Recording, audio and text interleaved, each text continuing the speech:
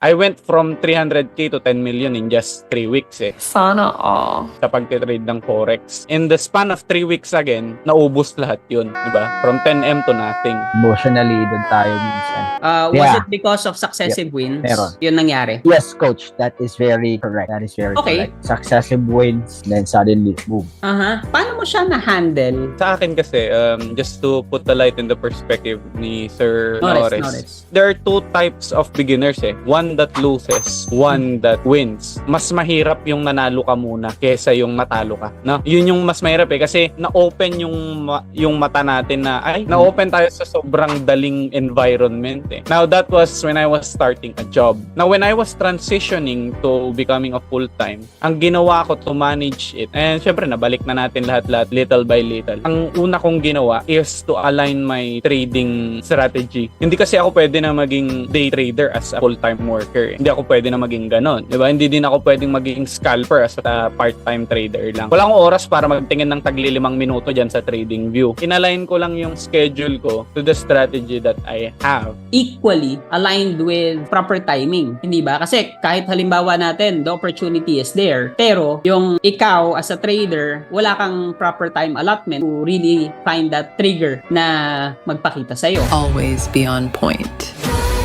Vertex Trading.